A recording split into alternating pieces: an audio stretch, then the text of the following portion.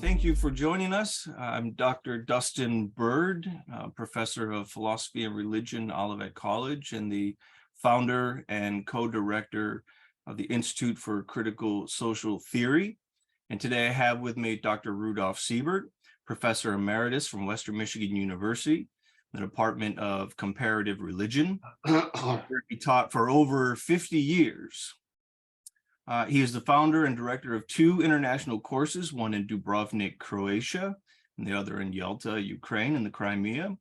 He has written dozens of books, 40 books, if I remember correctly, and hundreds of articles on critical theory of Frankfurt School, critical theory of religion, works on Hegel, political theology, psychology of religion, and right now he's working on a book on the authoritarian personality.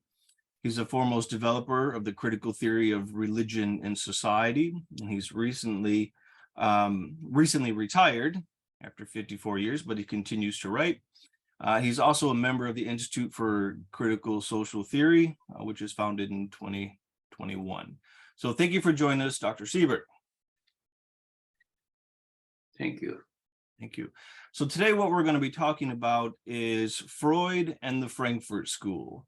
And I thought instead of, going over a whole litany of Freud's biography and everything about him, because I think most of our watchers are going to have a good sense of who Sigmund Freud is, I thought we'd jump right into his connection to the Frankfurt School and how the Frankfurt School has utilized Freud or incorporated Freud into their analysis and their critique of society and politics and history and on and on.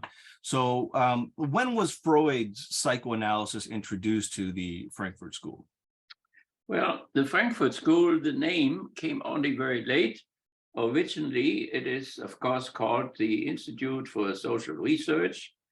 And that was founded shortly after World War II in the University of Frankfurt, Goethe University, Johann Goethe University.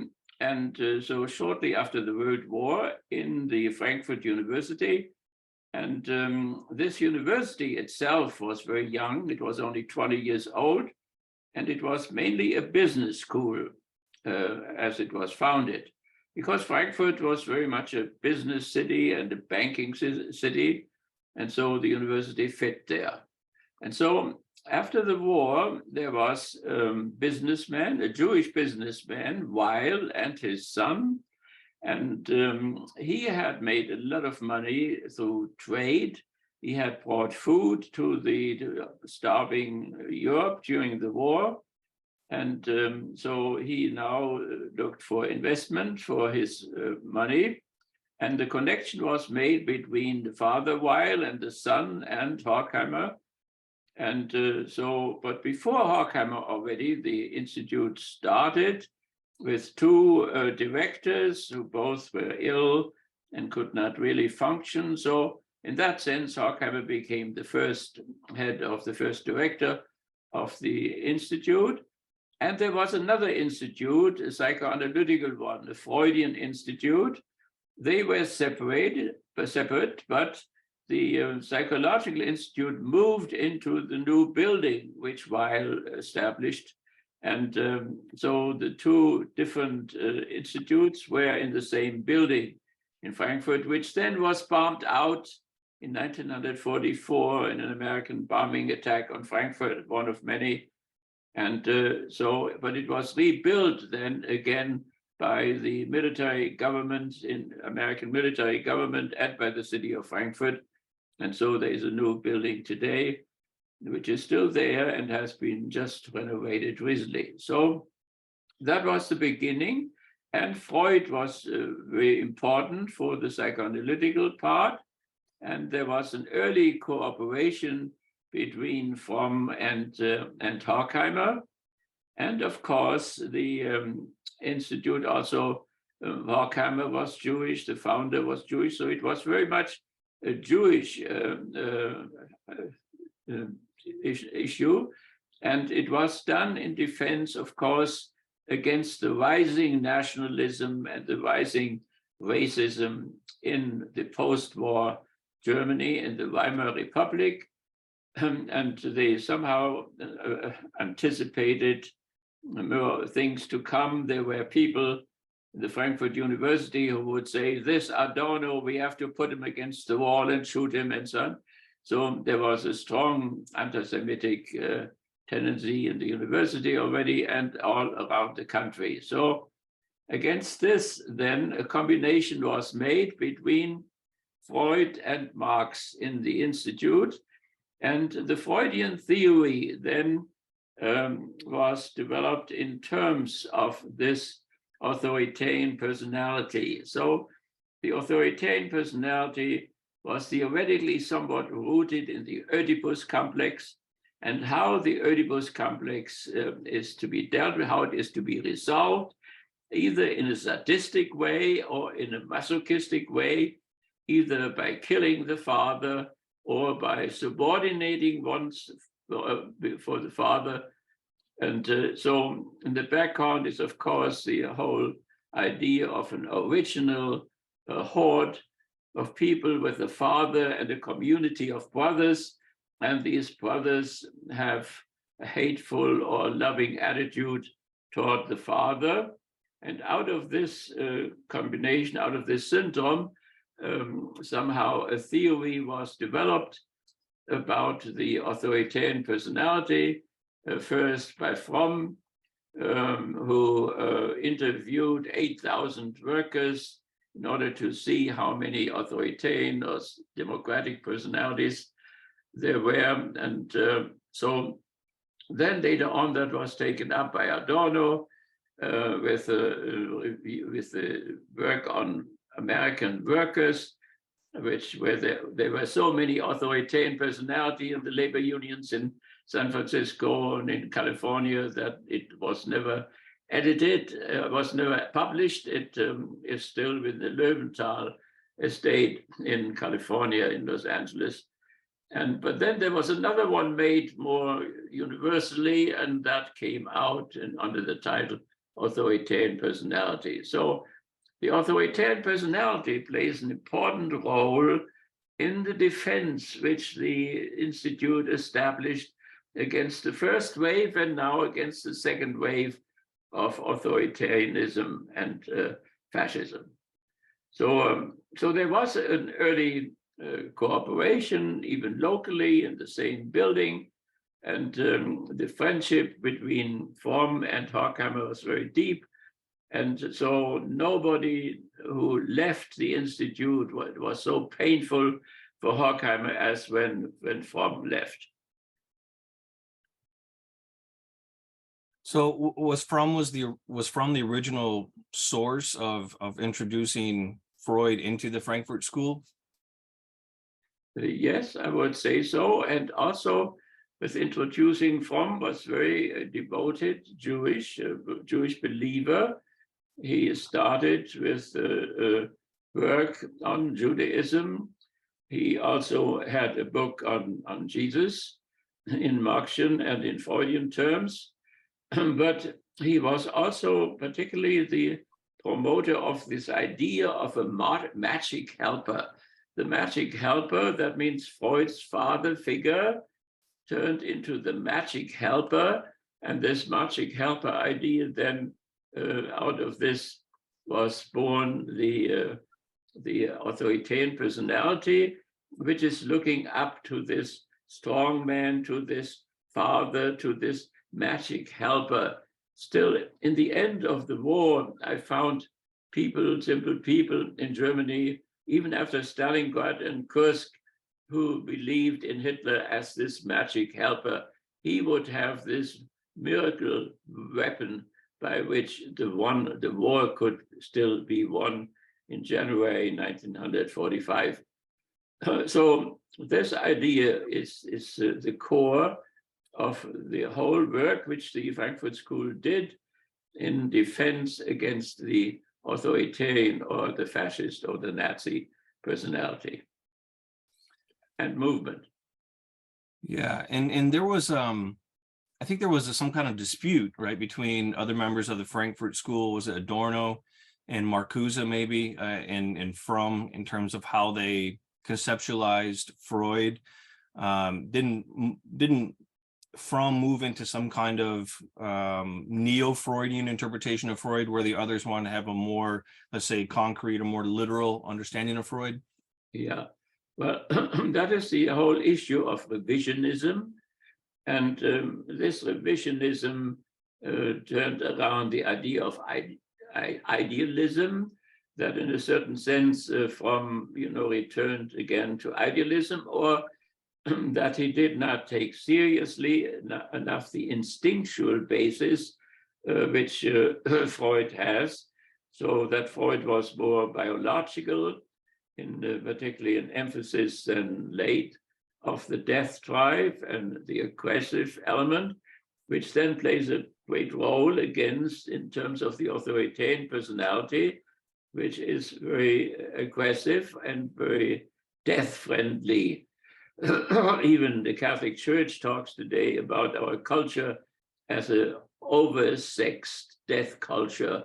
So this death element in fascism, this friendliness toward death, is somehow anticipated in this theoretical work. So the charge against Fromm was that of revisionism. That means a return to idealism. And there one has to be careful, because idealistic elements are present, of course, also in Horkheimer and Adorno, but it was more than they could tolerate. To return to idealism and the diminishment of the instinctual basis, which was very important for Freud, and his Trinitarian structure of the psyche in terms of it and of superego and ego and the outside reality and the reality principle. So it was also the emphasis on the unconscious, which then was diminished. So the Marcuse then later on, but also Horkheimer and Adorno, defended the original biological position of Freud. But when they charged Fromm in terms of revisionism, they, of course, revised Fromm as well as Marx in a certain sense too. And from a Soviet point of view, the whole Frankfurt School was revisionistic in terms of Eastern Marxism. Yeah, exactly. It seems like, that the Frankfurt School utilized Freud throughout their analyses of contemporary society, the necrophilic aspect, as you were talking about, which Fromm does a really good job of articulating. But it also seems that, that there was this complete, how should one say, this breakdown and understanding of Freud between what we could say the more clinical side of represented by Erich Fromm and the more philosophical side by the rest of the Frankfurt School. This is a division that in psychoanalysis, I think, remains today. There are some who would say, well, Adorno and Horkheimer and Marcuse were not clinicians, and so therefore, they weren't good Freudians. They didn't understand Freud because they weren't in, closed sessions with patients and whatnot, like Erich Fromm was. And then there's the other side of psychoanalysis that said, no, it's not only a tool for understanding the individual. Freud also conceptualized it as a way of understanding society, almost like the philosopher Freud. And there's that internal antagonism, I think, that people try to impart upon the Frankfurt School, because clearly those who remained in the Frankfurt School were certainly more on the side of the philosopher Freud, or they utilized him more in that sense, as opposed to being a clinician like Erich Fromm. I mean, do you see that as being some kind of legitimate understanding of Freud, that he should remain as a clinician, or that he, his work can be used? There's some truth, of course, to what Fromm, says in his defense, that he was a practitioner. So he did psychoanalysis in New York for about 20 or 25 years, and developed a new type, the hoarding type, which was rooted in the original authoritarian type, evolved out of it. But one has to be careful, of course, with Freud and philosophy, because Freud distinctly did not want to be a philosopher. So that spoke for Fromm's interpretation. But also Freud had a philosopher, and the philosopher was Schopenhauer, Arthur Schopenhauer, the arch enemy of Hegel. He once Schopenhauer put his class up at the same time of Hegel in the University of Berlin, and in order to see how many students would come to him, and nobody came. And so he got angry, and he left for Frankfurt, stayed in Frankfurt, wrote his one book, The World as Representation, as imagination, as will and representation. And so Schopenhauer, Freud says once, when he discovered late the death drive, he wrote to a Swiss friend, a woman in Switzerland, now we are back in the camp of Schopenhauer again. So he had contact with philosophy after all. And so one could then, with some legitimacy, speak about not only about Freud's practice, but also Freud's theory or his philosophy. Yeah, and it's interesting because, you know, the Frankfurt School is always thought of as being some kind of a neo-Marxist. Usually that's the moniker people attach to it, but it's also very Freudian. But Freud himself was quite critical of Marx and the Marxist tradition, because he thought somehow, you know, man's biological instincts and things like that was somehow undermine the collective effort to bring about a utopian, worker-friendly, you know, justice-filled society, that somehow that was a doomed type of project because of man's innate nature, right? So am I correct in that? Yeah, well, one has to be careful, you know, in terms of calling the Frankfurt School Marxist or Freudian and so on, because there was a whole world behind the Frankfurt School. So there was German idealism from Kant to Hegel. And then there was, of course, Marx and Freud. They were called, jokingly in Frankfurt, the institute was called Café Marx before after the First World War, and before they were closed by the Nazi government. So, but of course, some people even say that the name critical theory is just a cover name for historical materialism, so for Marxism. But it is more truthful, I think, to say that Marx played a great role, Freud played a great role, but beyond that, Horkheimer did his dissertation and habilitation on Immanuel Kant. So Kant was really, you could say, first of all, Horkheimer was a Kantian before he was anything else, a Hegelian and so on. So they were eclectic in that sense. They took from the idealistic as well as from the materialistic tradition. Yeah. Now, moving on to a little bit other something, you know, psychology has come a long way since Freud. I always think of Freud as kind of this Freud and Breuer, who came before him, as these founding fathers that kind of broke the gate to the mind, you know, and they opened up the door to it. And psychology and psychotherapy and on, all the different branches of psychology now have come a long way, including in neuroscience and things like this. And so this has caused a lot of people to say, you know, Freud is simply passé, that, yeah, he opened the door, but, you know, he only stepped one foot in and he had some interesting insights, but, you know, most of it it won't prove to be true in any way, shape, or form. And I think there's some resistance to that, and the constant Freudian renaissances that we have are always pushing back against that, because there are ways of revising Freud in many ways. So do you see psychoanalysis as being passé, or is it still a useful way of understanding the psyche, the mind, and understanding society? Well, of course, first of all, Freud did not have a sociology. So, and of course, Marx did not have a psychology. This is a little bit exaggerated, because Marx did, of course, have a little bit of a psychology, and Freud did have a little bit of a sociology and so on. but the emphasis of both of them was different. So therefore, when Reich, Wilhelm Reich, and Marcuse, and Fromm, and Horkheimer, and Adorno, when they combined the two, that was a good move.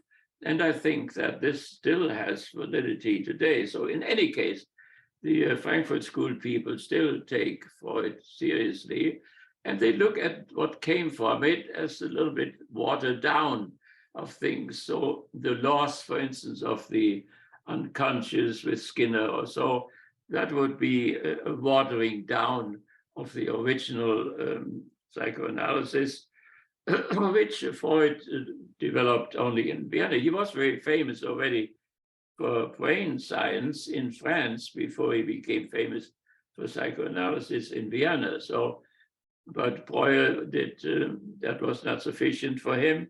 He departed for him and then developed a method where language and memory played an important role. So yes, I think the Frankfurt School people still take Freud very seriously and don't think so highly about what was developed out of him later on, particularly also economic reasons, which play a role. Today, when you want to have a Freudian psychoanalysis, you have to go to New York and you have to pay much, and so no insurance will pay for it. And therefore, very often we have 5 sessions of something, and people then go out again into the real world, and 5 weeks later, 6 weeks later, they come back again. So you have this going around all the time of people going out and in and out. That may save money in the first place, but in the long run, the insurance companies would probably save money if they would have a Freudian analysis, which goes to the change of the character rather than just the behavior. Because you can, as everybody, a sadistic person can change his behavior and look very friendly and so on until the character breaks through again. So therefore, to have this character analysis is just too expensive for most people. It is some kind of an elite thing, which an elite bourgeois can afford, but which is not open for normal people. Yeah, I mean that's I think it's pretty clear, the political economics of especially here in the US, which, if you have a lifetime of developing a neurosis and having these experiences that only cement the neurosis and make it more and more part of who and what you are, and then you get, the insurance company that'll pay for 1 session per month for maybe 5 months, and then the expectation is either you're done with it or you go on the pills, you know what I mean? Yeah, and so in this way, it certainly is the case that psychoanalysis, which has shown, there's been quite a few studies actually that shows the effectiveness of psychoanalytic treatment when it's done for long and extended periods of time, because that's how much time an analysand needs to deal with their traumas. But the pills are so much more convenient, and the insurance company would rather pay for a pill than psychoanalytic treatment. That's certainly a way in which the political economic system impinges on the mental health of us here, at least in America. Of course, we should be open, and in that sense, that the human psyche is so complex that there is probably room for all the differences of approaches which people have. So therefore, Skinner is very strong in our area here, and there's certainly a lot of good things are done in terms with with the method of Skinner and so on.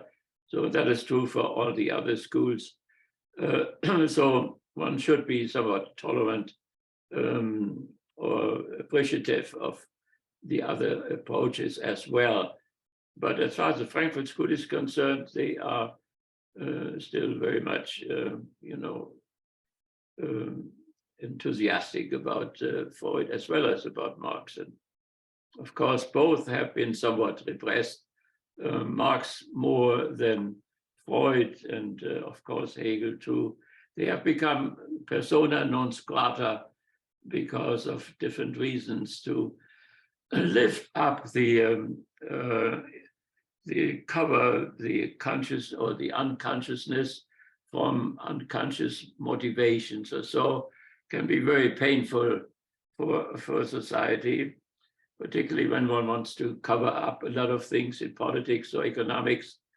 And then somebody comes who wants to make everything conscious and thinks that is the real humanity, a conscious humanity that can be dangerous.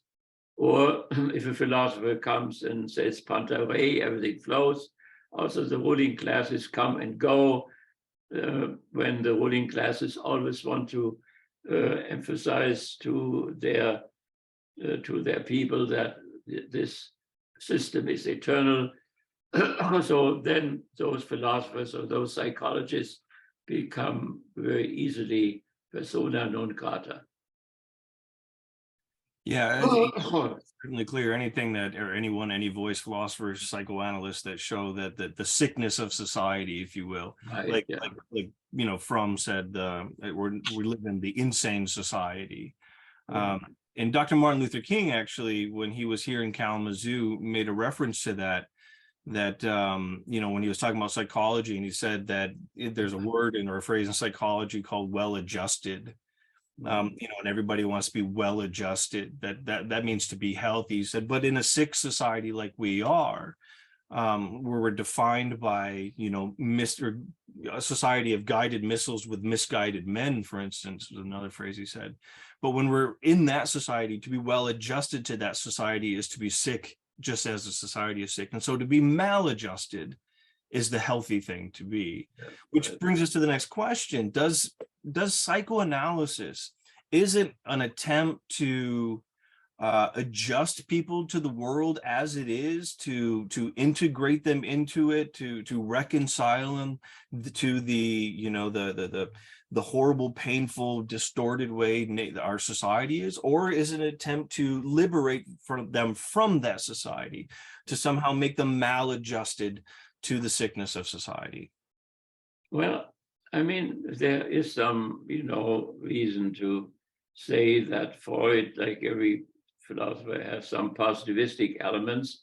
And so you could say, that Freud wanted to make people able to stay in a marriage, to stay in a relationship, and to keep a job. So if you want to get psychoanalysis down to simple elements, you could say that is what he wanted.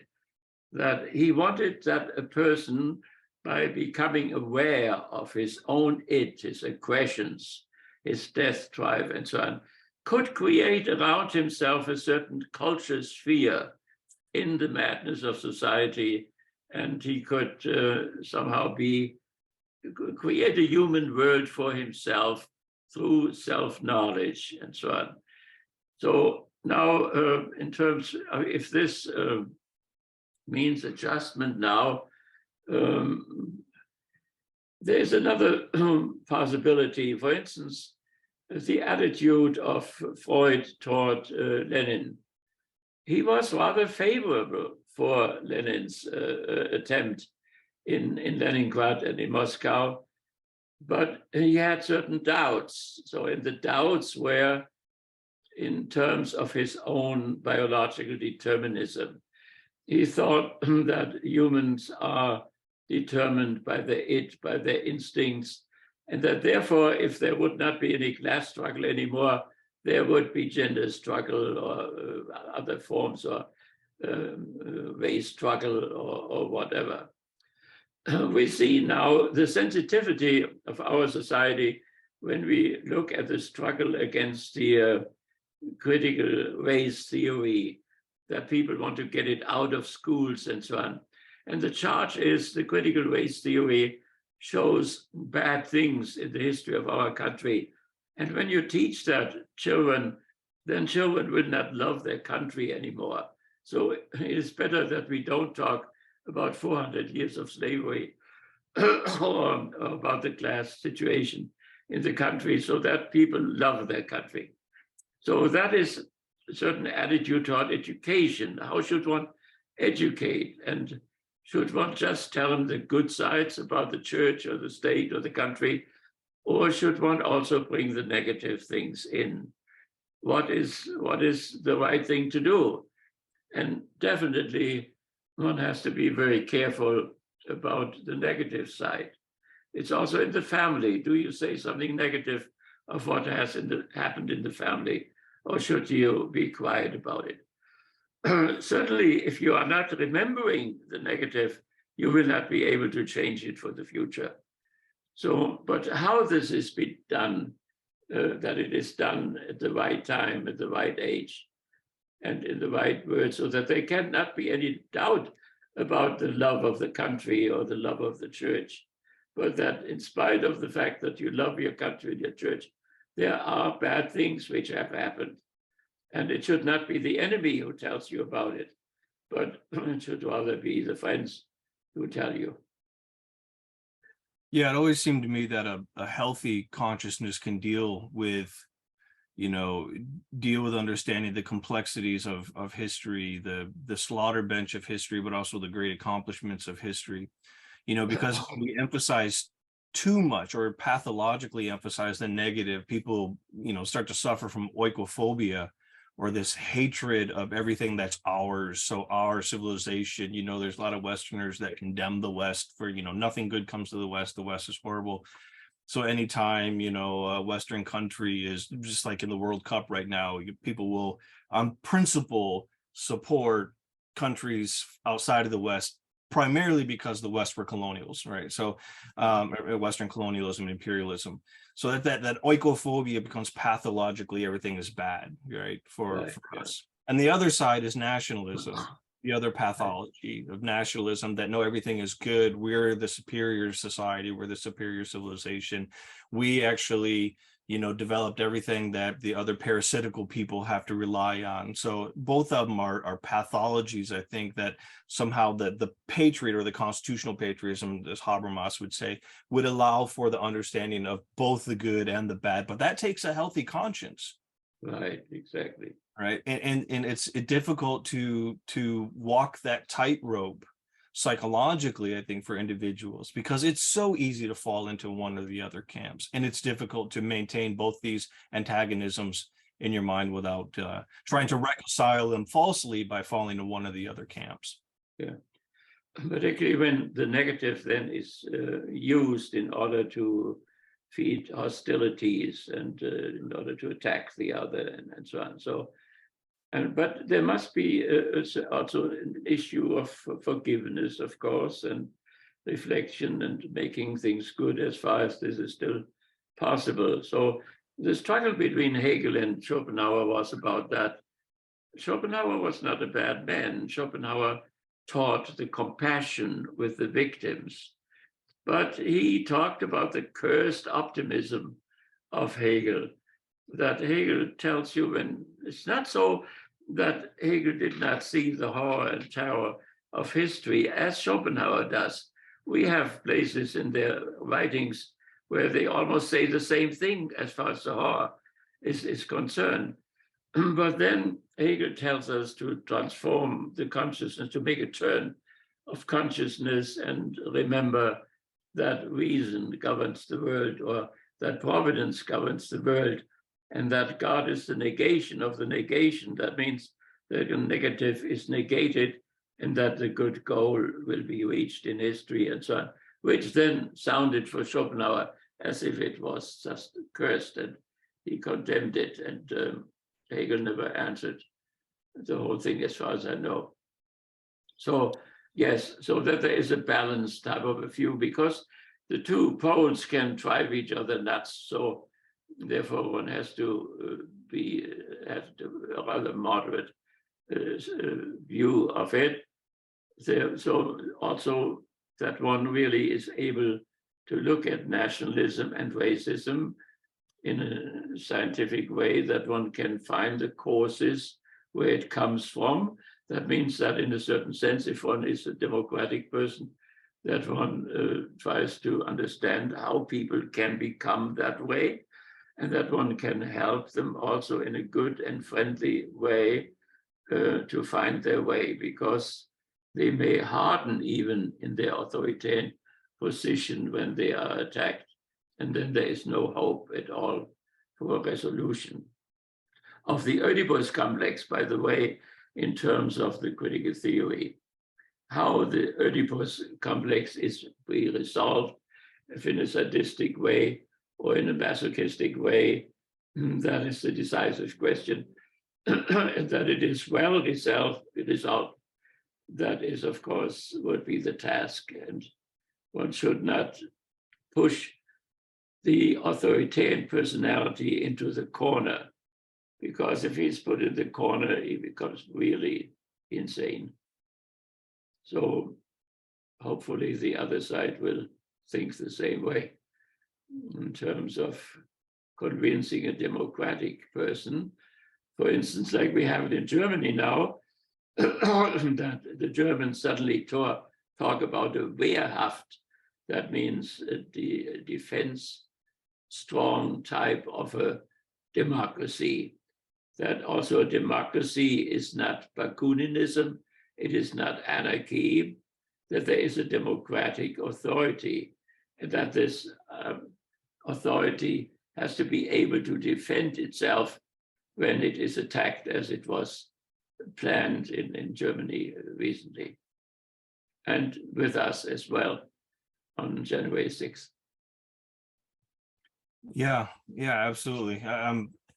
Right there. I mean, there's a lot of pushback right now in democratic societies by those who would like to undermine and or cancel democracy, to institute some kind of authoritarian perspective.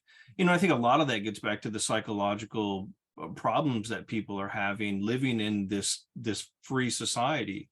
And how we define freedom is certainly up to question, but living in the societies that are democratic, at least, which goes into Freud's book, Civilization and Its Discontents, that for some people there's almost too much freedom, and that type of freedom breeds complexities, and those complexities are hard to deal with because they're ambiguous. Nothing seems to be solid anymore. Things just slip through your fingers. Now we're in the post-truth eras where no one knows what to believe anymore, and so they're looking for some kind of cancellation of that, in the sense of you have a strong authority who now tells you what's what, and it's easy to submit to that. You don't have to do the hard work of thinking or living in that ambiguity. So you see that, I think, in a lot of societies, complex societies, multicultural societies, multi-confessional societies. Just recently in the news, Nick Fuentes, this white supremacist, had dinner with the former President Trump. And if you listen to Nick Fuentes, he believes in Catholic supremacism and white supremacism. And it's this authoritarian way of ordering society that no longer allows for the complexities of the democratic, not the Volksgemeinschaft, but the Willensgemeinschaft societies, the willed communities. And I think the psychology is there, I think, is pretty apparent. It ends the problems of complexity, of the grayness of society. Things are now black and white, and that's easy to navigate, I think, for a lot of people. For other people, it's impossible to navigate in that. I wouldn't want to live in an authoritarian society, but other people would. Well, I lived in an authoritarian society, and a very far developed one. And of course, it does solve some problems. I mean, Hitler saw all these parties in the Weimar Parliament, and they didn't get to anything. They didn't solve the problems, and they became impatient, and he made jokes about them and so on. And so that way he undermined it, that democracy, as the West understood it, was simply not practical enough. And so he convinced people and threw all these democratic parties out. And they even helped him like the Center Party helped him into becoming a dictator in a legitimate way. So one has to admit then too that very often freedom is misunderstood, that one has only rights without duties, or that these rights are absolute.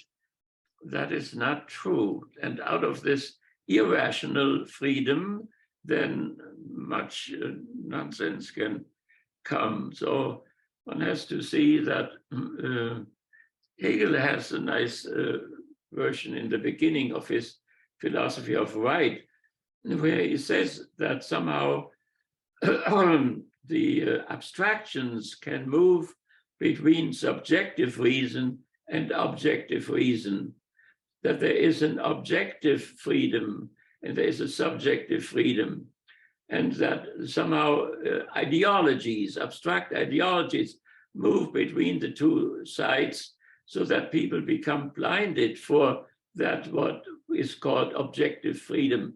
That means the family, civil society, the state, history, culture, and so on.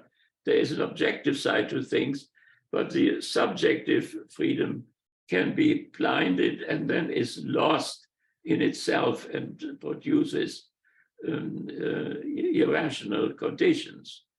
So yes, we have the freedom of speech, but it is not absolute. So if there somebody shouts fire in a room full of people and they panic and trample each other to death, obviously there's a limit to this. If in Paris we have a tense situation between the religions, then to put a bomb on Mohammed's head and so on is simply criminal. There is a limit to that one's own freedom does not destroy the freedom of the other. So Schopenhauer and Hegel defined the original sin as becoming happy for the price of the happiness of the other. To be free in terms of the freedom of the other, that is the original sin. So therefore, for instance, the Christian example of Jesus, who rather dies for others than let others die for himself, that would show the right way in terms of this chaos which we have. So one has to reflect on both sides. And is there any way to, in terms of Habermas or his friends, that one can achieve or reach some kind of an objectivity, an objective consensus in terms of discourse and so on, so that the individual in existentialist way is simply left alone with his own will, creates his essences arbitrarily, but there are no essences anymore. They are just existence without any objective essence whatsoever left. So both sides have to be reflected on. We cannot return to old ontologies anymore, that is true, but we have to find a new way to find an objective holder. Yeah, and do you think psychoanalysis has any part in finding that new ontological understanding, especially of us in this post-secular society where religion, it's still around, it's still here. In many cases, it's really phony, but it no longer is the guide of a society, right? But somehow, we still have the same psychological needs, but religion that used to meet a lot of those psychological needs is no longer believed in. God is dead, as Nietzsche would say. We can't really believe in it after science and modern technology and things like this. So can psychoanalysis have any kind of role in that?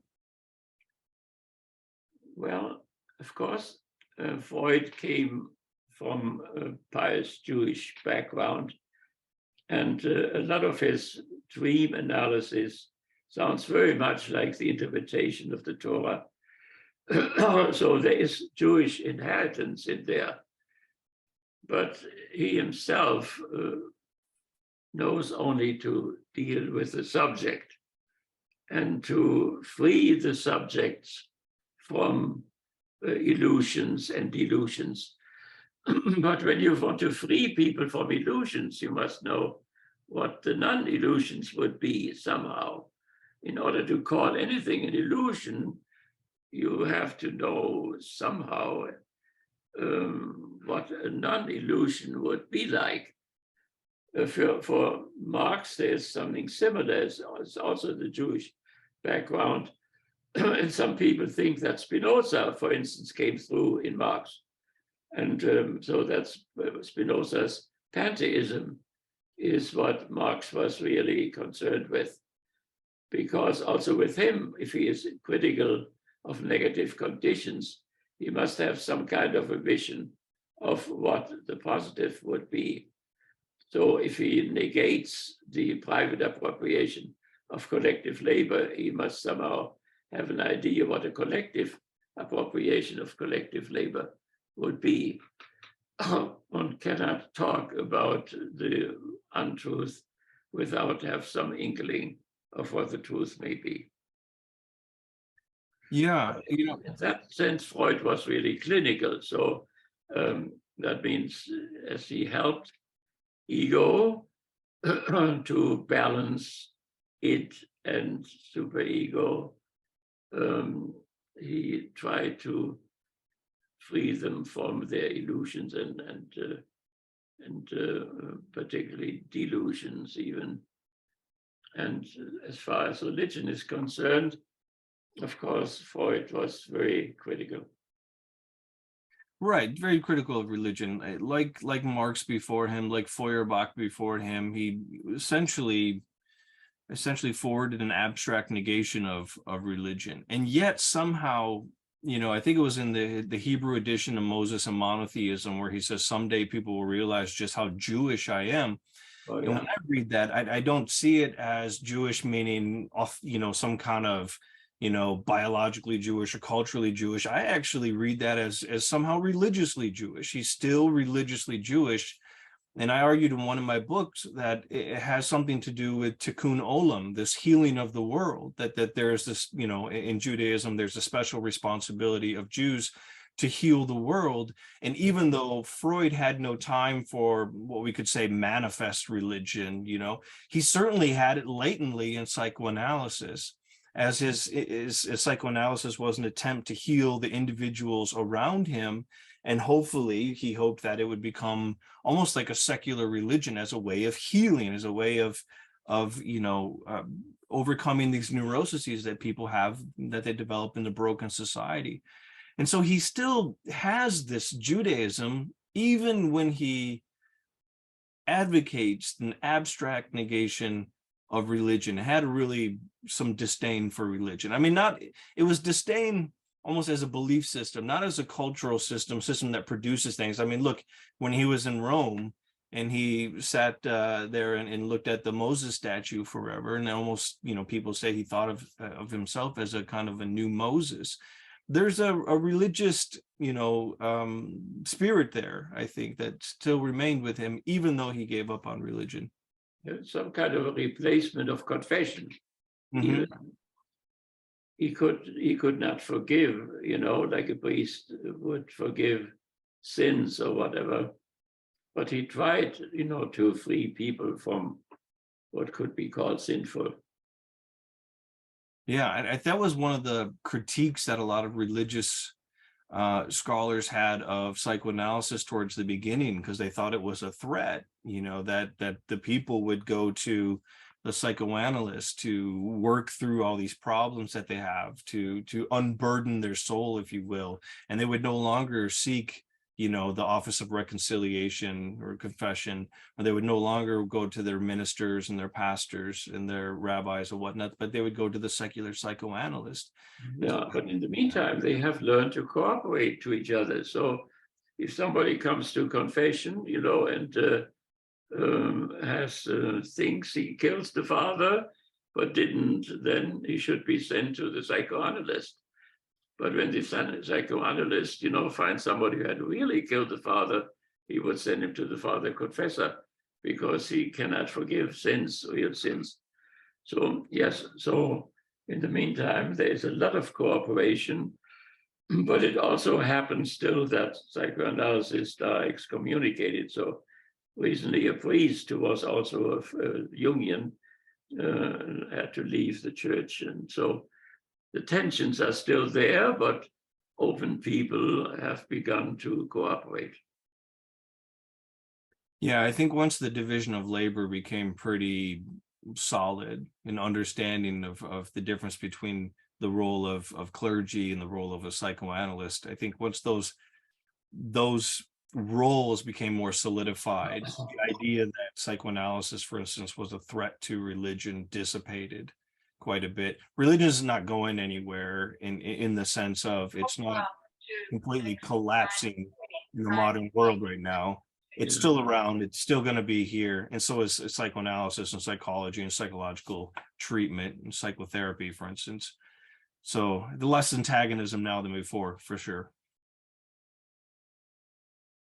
So here's a good question for you.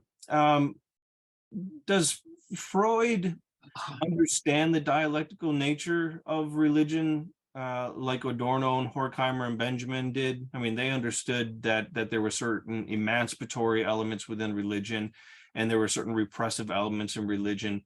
And therefore, they wanted to determinately negate and preserve and elevate and translate in many ways the emancipatory elements of religion into political philosophy, for instance, and economic philosophy, cultural philosophy.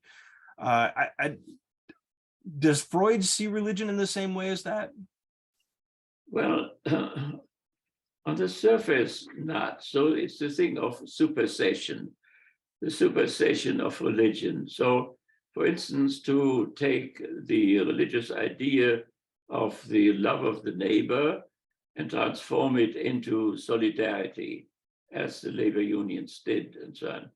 So I think in that sense, Freud did not do that. But in a certain sense, you know, his own psychoanalysis is a supersession of the confessional.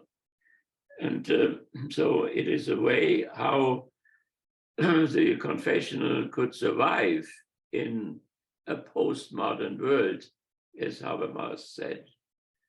So now religious people may not be very happy with this, that religion survives, but not in a religious form. Marcuse has talked about that too. He was asked in East Germany if there would be religion in the new world which he foresaw, and he said yes, there will be a religion in a new, non-alienated way. So I don't think that Freud would go that far.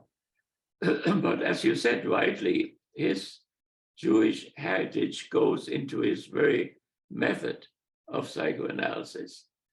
The way how he interprets dreams is the way how the rabbi interpreted the Genesis. So in that sense, I think there's the same possibility of a supersession of religion in a non-religious form in the postmodern world.